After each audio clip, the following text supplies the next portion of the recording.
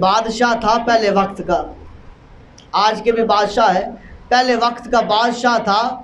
اس بادشاہ نے اپنے وزیر کو بلایا، اپنے وزیر کو بلا کر کہا اتنا عرصہ ہو گیا ہے تو میرے ساتھ جو ہے وہ حکومت کر رہا ہے، وزارت کا عہدہ تو نے سنبھال رکھا ہے۔ اس نے کہا بادشاہ سلامت، بالکل اسی طرح ہے، بڑی دیر ہو گئی ہے میں اس منصب پر موجود ہوں اور آپ کے ساتھ بادشاہت اور سلطنت کو چلا رہا ہوں۔ تو بادشاہ کہتا ہے تو پھر سن لے، میرا آج سے حکم سن لے۔ کہتا ہے کیا حکم ہے؟ کہ 3 سوال میں تجھ سے کرنے لگا ہوں، 3 سوال، ان 3 سوالوں کے جواب مجھے 3 دن میں چاہیے۔ اگر تو ان 3 سوالوں کے جواب 3 دنوں میں نہ دے سکا تو تیری صرف حکومت نہیں ختم کروں گا، تیری وزارت سے جو ہے وہ تجھے فارغ نہیں کروں گا، یا تجھے نیا عہدہ نہیں دے دوں گا کہ یہاں سے تو نااہل ہو گیا تو نیا عہدہ سنبھال لے، نہیں۔ کہا کہ بلکہ میں تیری گردن جو ہے وہ اڑا دوں گا۔ کہا کہ کون سے 3 سوال ہیں؟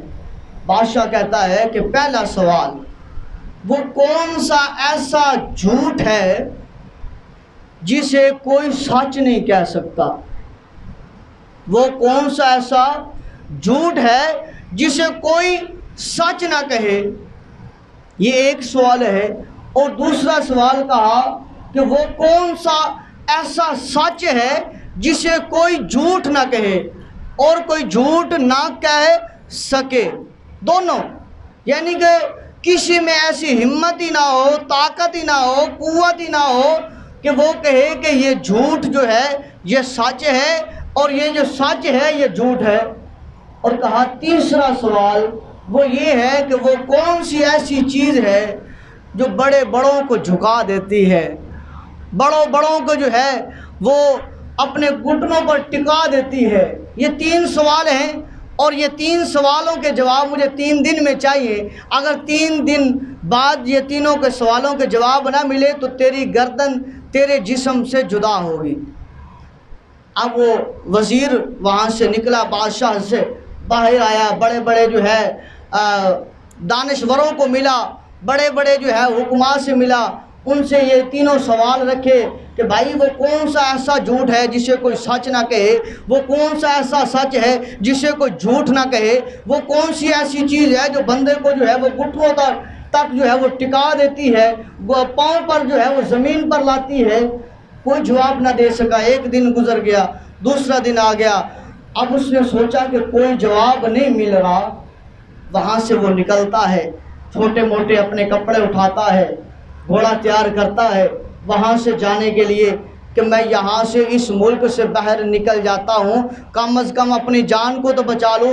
وزارت تو جائے یا حکومت تو جائے، سب کچھ جائے، جو کم از کم اپنے جان کو تو بچا لوں نا۔ جان کی بڑی فکر ہے۔ وہاں سے بھاگتا ہے گھوڑے کے اوپر، اب جا رہا ہے اس ملک کو چھوڑ کر، کوشش کر رہا ہے چھوڑنے کی۔ راستے سے، جس راستے سے گزر رہا ہے وہاں پر ایک جٹ جو ہے پانی لگا رہا ہے یا اپنی کھیتی باڑی کر رہا ہے، اس میں کوئی سا معاملہ وہ کر رہا ہے۔ کئی لوگ تو کہتے ہیں جٹ جو ہے وہ ہوتے ان پڑھ ہے، لیکن وہ ان میں سے دانا بھی ہوتے ہیں۔ جٹ کھڑا ہے، جٹ نے دیکھا، جٹ نے آواز لگائی، اسے بلایا، اسے کہا کہ وزیر کہاں جا رہے ہو، کس طرف جانے کا ارادہ ہے، اور تیرا منہ لٹکا ہوا ہے، اس طرح پریشانی، ورنہ تو بڑا اکڑ کر چلنے والا تھا، تو ظالموں کی مدد کرنے والا تھا، مظلوموں کو اور جو ہے وہ نیچا کرنے والا تھا، آج تیرے ساتھ کیا ہوا، اپنے منہ کو لٹکائے ہوئے کدھر جا رہا ہے؟ تو وہ کہتا ہے کہ میں پریشان ہوں، لہذا مجھ سے بات نہ کر۔ جٹ کہتا ہے بات تو کرنی ہوگی مجھے، اور بتا تو صحیح بات کیا ہے؟ کہتا ہے بات یہ ہے کہ بادشاہ نے یہ 3 سوال پوچھے ہیں، یہ کل میرا آخری دن ہے، اگر میں جواب نہ دے سکا تو میری گردن اڑا دے گا، اپنی جان بچانے کی خاطر میں یہاں سے بھاگ رہا ہوں۔ جٹ کہتا ہے بتا تو صحیح وہ کون سا سوال ہیں؟ وہ کہتا ہے سوال وہ بڑے بڑوں کو نہیں آیا، تجھے کیا آئے گا؟ جٹ کہتا ہے بتا تو صحیح نا، شاید ہو سکتا ہے میں تیرے اس سوالوں کا حل نکالوں۔ کہتا ہے کہ پہلا سوال جو بادشاہ نے کیا ہے وہ یہ کیا ہے، وہ کون سا ایسا جھوٹ ہے کسے کوئی سچ نہ کہے؟ کہتا ہے، جٹ کہتا ہے بس اتنی سی بات ہے؟ ہاں بس اتنی سی بات ہے، اور تو کوئی بڑی بات نہیں۔ جٹ کہتا ہے تو پھر نادان اتنا عرصہ ہو گیا تجھے اس چھوٹے سے سوال کا جواب نہیں آتا اور حکمت کرتا رہا ہے، حکومت کرتا رہا ہے، بادشاہت کرتا رہا ہے، ظالموں کی مدد کرتا رہا ہے، تو پھر سن لے اس کا جواب یہ ہے کہ یہ جو مال ہے، یہ گھڑی ہے تو کہتا ہے میری ہے، گھوڑے کے اوپر بیٹھا ہے تو کہتا ہے میرا ہے، گھر ہے تو کہتا ہے میرا ہے، جو کچھ ہے کپڑے پہنے ہوئے تو کہتا ہے میرا ہے میرا ہے میرا ہے، کہتا ہے یہی تو جھوٹ ہے، یہ تیرا نہیں ہے۔ وزیر کہتا ہے کیسے؟ گھوڑا میرا ہی ہے، گھڑی میں نے پہنی ہے میری ہے، یہ جو میرے پاس مال ہے وہ میرا ہی ہے۔ جٹ کہتا ہے یہی تو بڑا جھوٹ ہے، اسی کو تو سچ نہیں کہہ سکتے۔ وہ کیسے؟ کہتا ہے جب تیرے جسم سے جان جائے گی، جو کہتا ہے یہ میرا ہے یہ میرا ہے یہ میرا ہے، وہ گھڑی تیرے سے اتار لی جائے گی۔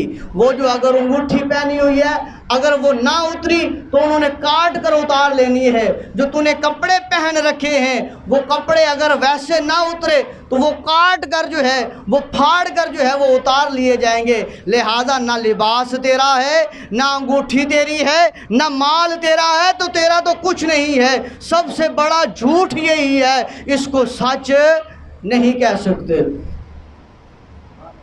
مال میرا ہے، جب مر جائیں گے سب کچھ ختم، سب کچھ ادھر، کچھ بھی نہیں رہے گا۔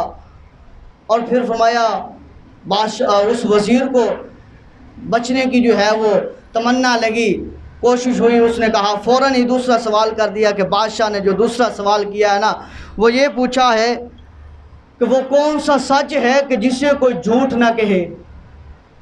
وہ آگے کہتا ہے جٹ بس اتنی سی بات ہے، یہ بھی اتنا بڑا سوال نہیں ہے۔ کہتا ہے وہ کیسے؟ بڑوں کو نہیں آیا، میں تو اپنی جان بچانے کی خاطر بھاگ رہا ہوں، تجھے پتا ہے تو مجھے بتا دے، میری جان بچ جائے گی۔ جٹ کہتا ہے اللہ کے بندے وہ کوئی اور نہیں بلکہ موت ہے۔ موت ایک ایسا سچ ہے، دنیا کی روئے زمین پر، دنیا میں، کائنات میں کوئی ایسی چیز ہی نہیں ہے جو موت کا انکار کر دے۔ اس دنیا میں قرآن کا انکار کرنے والے موجود ہیں، اللہ وحدہ لا شریک کو نہ ماننے والے موجود ہیں، محبوب خدا صلی اللہ علیہ وسلم کو نہ ماننے والے موجود ہیں، دیگر جو ہے وہ عوام موجود ہے، پر موت ایک ایسی چیز ہے جو کافر ہو، بدمست ہو، یہودی ہو، عیسائی ہو یا کوئی جاندار ہو، ہر چیز مانتی ہے کہ موت نے آنا ہے، موت کا انکاری کوئی نہیں ہے۔ فرمایا موت ایک ایسا سچ ہے جس کو کوئی جھوٹ نہیں کہہ سکتا۔ اس سے پتہ چلا کہ یہ دو سوال تو حل ہو گئے، اب آخری سوال ہے۔ آخری سوال کرنے لگا کہ میرا آخری سوال، وہ تیسرا سوال جو بادشاہ نے کیا ہے وہ یہ کیا ہے کہ وہ کون سی چیز ہے جو بندے کو جو ہے وہ گھٹنوں کے بل زمین پر لاتی ہے، جو بندے کی حیثیت کو ختم کر دیتی ہے۔ اس جٹ نے کہا کہ اب یہ جو ہے تیسرا سوال کا بھی جواب لینا چاہتا ہے۔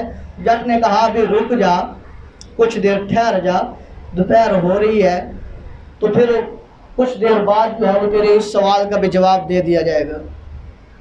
اب وہ انتظار کر رہا ہے، بیٹھا ہے، بچنے کی اسے جو ہے وہ لگن محسوس ہوگی کہ میری جان جو ہے وہ بچ جائے گی۔ اتنی دیر میں جٹ کے گھر سے جو ہے وہ کھانا آ جاتا ہے۔ جب کھانا آتا ہے نا گھر سے، جٹ اسے بلا لیتا ہے وزیر کو، کہتا ہے ادھر آ جا۔ آ گیا۔ جٹ نے کہا کہ یہ دیکھ رہا ہے کہ یہ ایک میرا کتا کھڑا ہے، ہاں بالکل نظر آ رہا ہے۔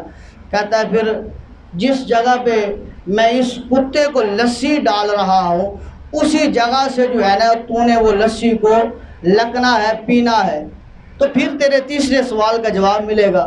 اگر تو یہ کام نہیں کرے گا تو جا، چلا جا، دو سوالوں کا جواب میں نے دے دیا ہے، تیسرے کا جواب نہیں دوں گا۔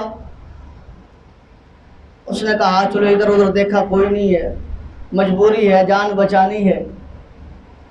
بات ہمارا ٹاپک وہی ہے، موت کا، اس سے آگے پیچھے نہیں بات۔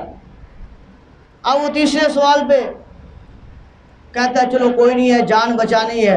جس جگہ سے کتے نے پی لی لسی وہاں سے وہ وزیر جو ہے پینے لگا۔ جب پینے لگا تو اسی وقت جو ہے اس جٹ نے اسے پکڑا اور پکڑ کر اٹھا لیا اور اسے کہا کہ تجھے تیسرے سوال کا جواب ملا ہے؟ کہتا ہے تو نے بتایا ہی نہیں تیسرے سوال کا جواب، تو کیسے پتہ چلتا؟